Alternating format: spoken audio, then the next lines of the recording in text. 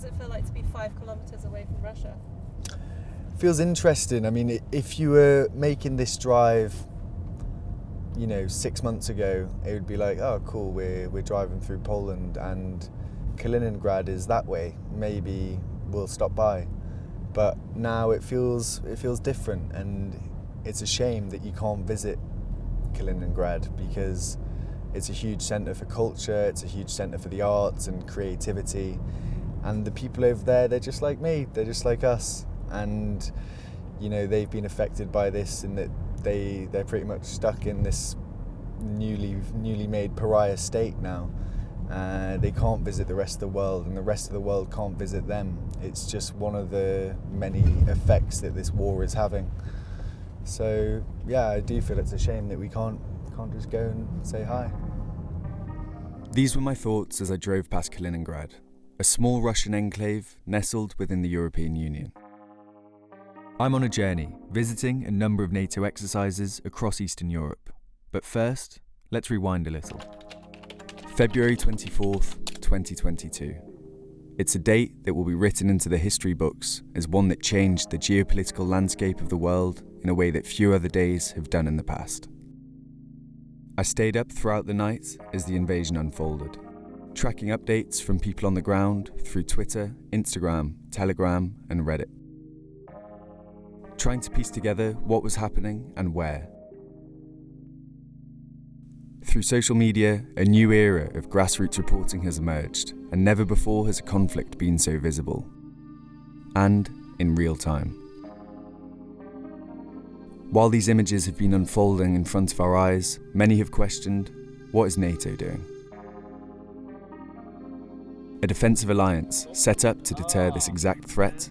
What steps are being taken now to bolster its eastern flanks and prevent an incursion onto NATO soil? So Defender, it's an integration exercise. 13,000 plus troops from 10 partner allied nations. Different procedures, different tactics. It means that we can learn from each other. Well, we're here to show our commitment to NATO. That's as simple as that. I'm setting off on a journey through Poland, a neighbour of Ukraine, to get a glimpse of exactly that. Back out of the way. With access to a number of NATO training exercises, I'll be on the ground, seeing all the moving parts of a mass mobilisation of troops and armour, as well as speaking to the people that make them move. But why are we here in the port city of Gdansk? It's where our journey begins, as the British Army prepares to test their logistics skills. So we're just coming up to the port in Gdansk now. Today we're going to be filming some of the guys from the Light Dragoons and the King's Royal Hussars who are coming off the Ro-Ro today, or the roll-on, roll-off boat. And although this is just a training exercise, you really can't deny the significance of it with recent events. And not only that, but we're a stone's throw away from the Russian border in Kaliningrad. So today should be pretty interesting. Cut. We arrived at the port just in time for one of the ships to arrive. The overriding intent of this exercise is to also test our ability to deploy whilst integrating with another NATO partner. So hence the boat went to Iceberg in Denmark, where we offloaded from a UK boat onto a combined Danish, US and UK boat, demonstrating NATO's ability to be interoperable both from a tactical perspective but also from a logistical perspective, which is fundamental to the end product. We're not going to be able to fight effectively if we can't get there in the first place. So this really is what this whole exercise represents. And yeah, I dare say in the current climate there is greater significance to all of that. And certainly the soldiers understand that. It changes nothing in terms of how we prepare and how we operate, but deep down there is probably greater significance. It's a huge undertaking for both military and civilian personnel. The Danish are here. They've brought a squadron of their newly upgraded Leopard tanks and some Piranha 5s. I'll be catching up with all these vehicles out on exercise later. But first, I wonder if I can get on board.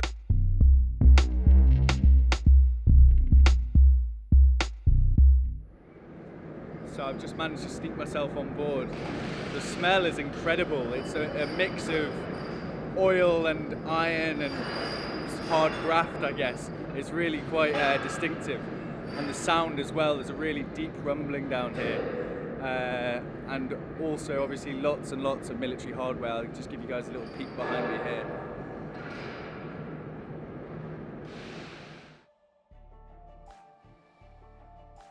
Walking around the ship, you begin to grasp the complexity of a functioning military.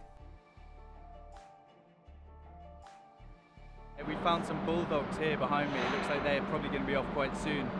All the pieces of the jigsaw, while they're still in the box. So, what's actually here?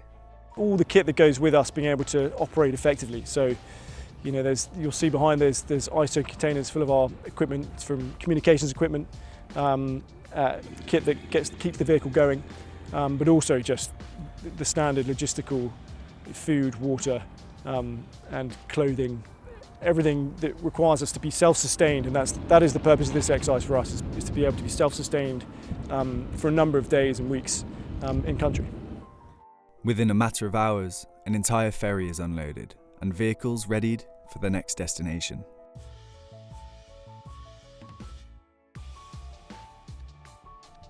I'm going to be hitting the road with Major Freeman and his light dragoons as they move their jackals across Poland to the Bemowo-Piski training area. The rest of the heavy armour we saw coming off the boat is heading west. I'll be catching up with them soon. Oi! No smoking.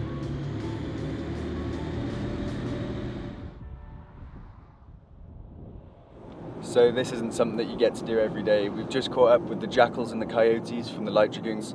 We're now joining them for a road move from Gdynia, which is just west of Gdansk, down to Torun, when that's where they're going to link up with their Polish counterparts and begin a larger road move.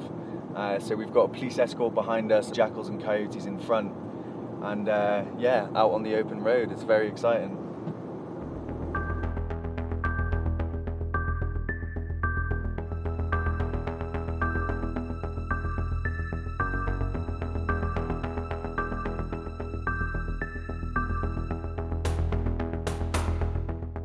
We arrived at Torun and got our heads down, ready for a big day tomorrow.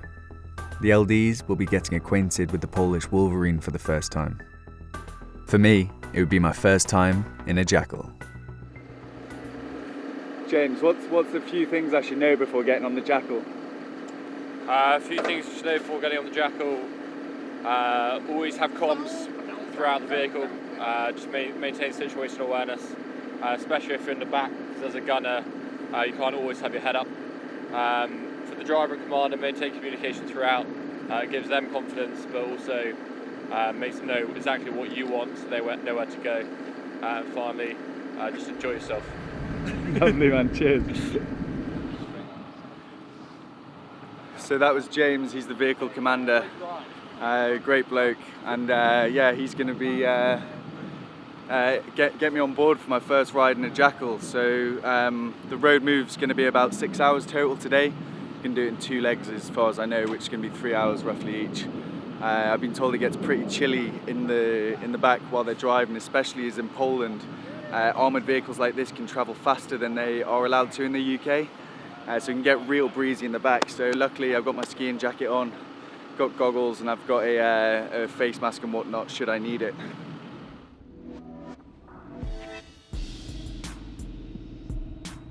It's an odd moment when military exercise and civilian life collide. Driving through small towns and villages, I'm reminded how fortunate I am that I've not had to grow up with soldiers in the streets. The further we drive into the sticks, the more the landscape looks like images I've seen from Ukraine. We're not far. It's not lost on me that for much of the drive, we're heading directly towards Kaliningrad.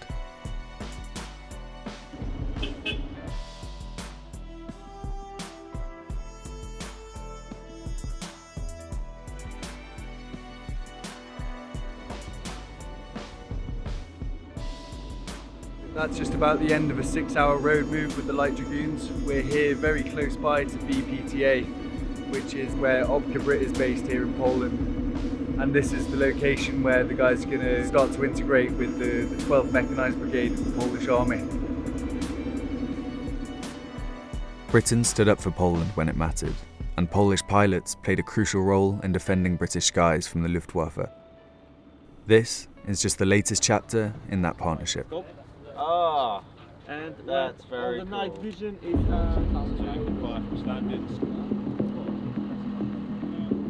It's probably more important than ever that we do understand each other and how each other works and how we can best use each other's strengths to get the job done. You know, this is what is beautiful about the multinational operation, because we can share our knowledge and exchange our experience. You know, I think that all of this exercise can improve our capability to meet the NATO standard, you know, to make sure that all of our equipment can adjust to each other, like for example, signals, weaponry system, etc. There's an obvious language barrier, and at times, phones come out for translations. But weapons are clearly universal.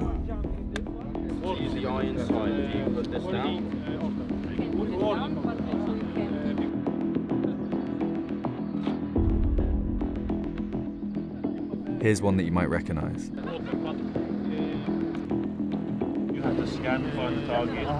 Just behind me, some of the guys from Light Dragoons are showing their Polish counterparts around the Javelin, which is anti-tank, anti-armour missile launcher. And it's been sent to Ukraine in quite large quantities, along with its in-law cousin, I guess you'd call it. It's something that's been well received over there, and it's been used very effectively against Russian armour. Yeah, just use this to observe like you would any other site. It's the weapon system the Polish seem most interested in, and given our proximity to Ukraine, you can understand why. Over 30,000 Javelin, in-law and other armour-piercing missile systems have so far been sent to Ukraine by NATO members. They've proven to be battle-winning assets in the conflict.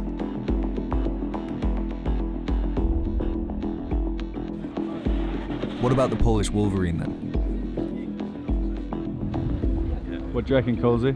Pretty cool. Yeah? It's got a roof and a windscreen. It's better than a Jackal. It's instantly better than a Jackal. We use it like an infantry carrier, however this carrier has also very huge fire capability.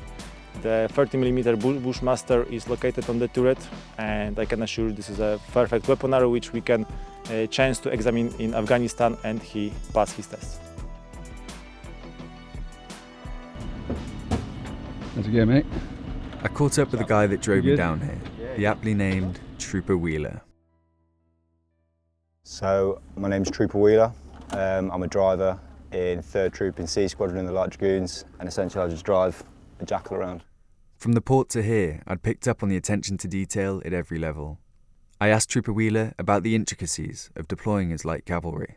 It's told from us from day one, day dot. Basics done well is how an army runs, it's how it works.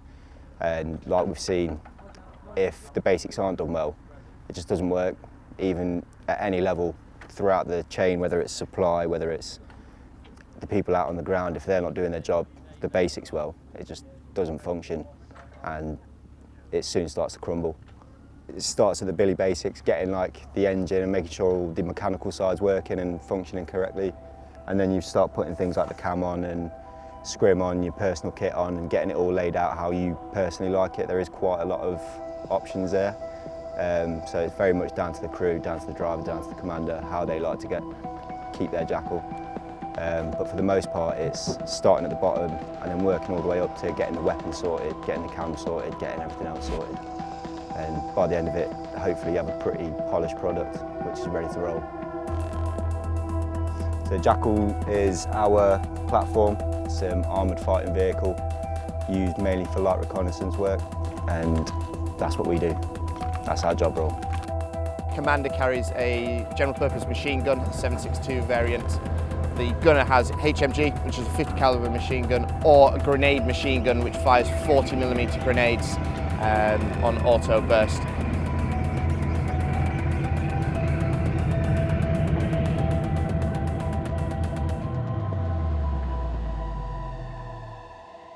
Preparing up for the exercise alongside 1 Battalion. So at the moment, what we know is that we're up against the 8th Airborne Brigade from the Poles, and we're expecting sort of their jumps to land 1700 tomorrow, and then it'll be a case of conducting actions alongside and sort of in support of 1 Met Battalion. You know, we're providing the refuge function for them. We are eastern flank of the NATO, so it means that we need to be ready all the time, you know. So especially right now, we know what is happening on the east side of our borders. So we are very grateful that a lot of different countries from NATO are on our land and we can cooperate together. Watching the Polish Pathfinders drop in marked the beginning of the exercise for the Light Dragoons. They will now be acting as a recce screen for the 12th Mechanized Brigade of the Polish Army. For me, it meant the end of my time with the Light Dragoons. I'd seen what it takes to mobilise troops and armour, but how does an armoured brigade fight? I'm heading west to find out.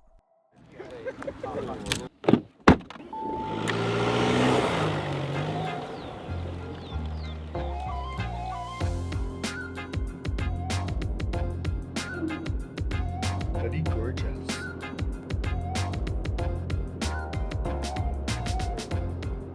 It's an 8-hour drive. That's what Google reckons anyway. I've never had the chance to kind of like follow an exercise from A to B like that. So that was pretty cool to get a glimpse of the logistics, meet the people along the way, all the different little pieces of the puzzle that bring something like that together.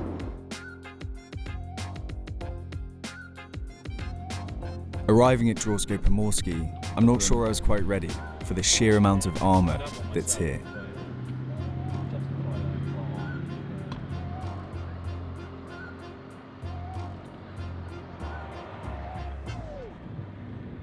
We've just arrived on the DPTA training area. As you can see behind me, this is where the guys from the Hussars have been camped out overnight. We've got Challenger 2s here, we've got Bulldogs here. I'm really interested to find out how the Bulldogs work together with the Challengers. So I'm going to be badgering people with questions all day, I think. But yeah, pretty epic scenes, very dusty, very warm weather. And yeah, the guys are just rolling out on exercise now. So we've just caught the back end of the Challengers rolling out. We'll go catch up with them, see what they're up to. We're here as part of exercise Defender Europe 22, which is a significant deployment across Europe, US-led, 13,000 plus troops from 10 partner allied nations. It's an annual event and one that we are extremely pleased and proud to be part of. This is a great illustration of what 12 Brigade brings to UK defence, which is deployment at a relevant speed of an extremely potent combat capability. You'll have seen the KOH battle group, which has 3 squadrons of main battle tanks. It's very armour heavy, so that's 2 squadrons of UK Challenger 2 and a squadron of Leopard tanks from the Danish Jutland Dragoons. We protect our information, what it can and what it cannot do, but since it's just been upgraded, I can tell you that it can a lot. Along with, again, an equally potent anti-tank company formed by B Company from the Scots Guards with a considerable number of dismountable anti-tank assets, and a combined arms RAP which provides them with all of the supporting fires and mobility support that one would expect to see. So a heavy battle group from a heavy brigade. Combined arms. It's something I keep hearing, but what does it mean?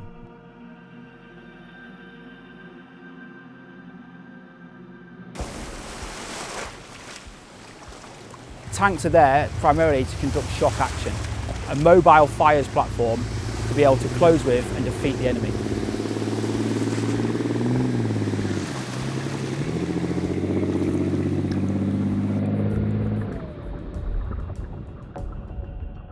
And it's not just about using the tank on its own, and you probably heard lots of people saying, oh, the tank is dead because the Javelin missile will always win. Well, that's not the case, because what the Russians are getting wrong in the Ukraine now is they are not deploying combined arms, integrated combat teams. The way the KOH battle group fights is we fight alongside our infantry, with our anti-tank and our tanks to be able to achieve decisive action. To find out exactly how the Russians are operating, I called Emil Giesin, a former Royal Marine turned filmmaker who's been reporting from Ukraine since the beginning of the invasion. tanks have been moving a lot quicker than the infantry. So they don't have any infantry support at night times. So they're going into literally harbour positions on the side of roads. There's a lot of speculation that Putin said, oh, we didn't want Kiev anyway. I think that comes down to the fact is they fought a lightning war, very quick armoured column pushing down from Belarus, could take the capital very quickly, and then they could reinforce. And that was shown by the paratroopers that flew into the airbase just north of Kiev. In areas like Bucha and Irpin, where obviously reinforcements were coming from Kiev, they were very easily and quickly able to ambush them because there was that column of armoured vehicles that sat to the north, that 40-kilometre column that sat static for so long. And the Ukrainians very effectively started ambushing them, taking out their logistics. And that just made it easy pickings for the Ukrainian sabotage teams, reconnaissance teams, to engage them with the NLAW, which is their favourite weapon, as well as javelin. So it was very easy round the Kiev area to take them out. I think it's time we met the anti-tank crew. So I'm down here at the Liga. This is kind of the main staging area for all the vehicles out on the DPTA training area. And I managed to wrangle a chat with Henry. He's the company commander of an anti-tank company who are forming part of the King's Royal Hussars battle group. So he's right here, he's agreed to chat to us, so he's going to give us a little look around and talk about their capabilities. Henry, how are you? Hey, the success of NLAW and Javelin in Ukraine is already shaping doctrine around the world. The Scots Guards are paying close attention. As far as I'm aware, this is the Army's first time that we are sending out a full company of anti-tanks in Mastiffs alongside an armoured battle group. So it's exciting times. There's a whole load of stuff that we can develop. Basically, the team are doing all they can to have light bulb moments all over the place, and we're developing how we operate both in the vehicles, off the vehicles, and alongside the tanks. So we're still very much in the early days of trying to work out the integration, but it's fantastic because they're mounted in Mastiff at the moment, which means we can kind of use them in the same way that we had used Warrior. And then I know when we come out to Kabrit that they're going to be mounted in the back of Warrior as well. So it will be a really nice hybrid between what we know as an armoured infantry battle group to this more anti-tank / armoured battle group. From an anti-tank perspective, Javelin is insane. And I think we're all really, really excited to A, see it in action, and B, utilise it to our advantage. They provide a lot of close combat assistance that we wouldn't necessarily be able to provide ourselves because we can't really dismount from this platform. And I think also they'll be able to provide a completely different aspect of protection that we wouldn't necessarily be able to do by ourselves. So it's really exciting to start to work with a new set of people. We can put out a frontage so that all of the armour that we're working with can operate behind us, and that gives them a huge amount of flexibility and freedom. The Javelin's main purpose on the battlefield is to be a battle-winning asset. As we are attached to an armoured battle group, the battle group commander will look to us to enable us to get the upper hand on the enemy.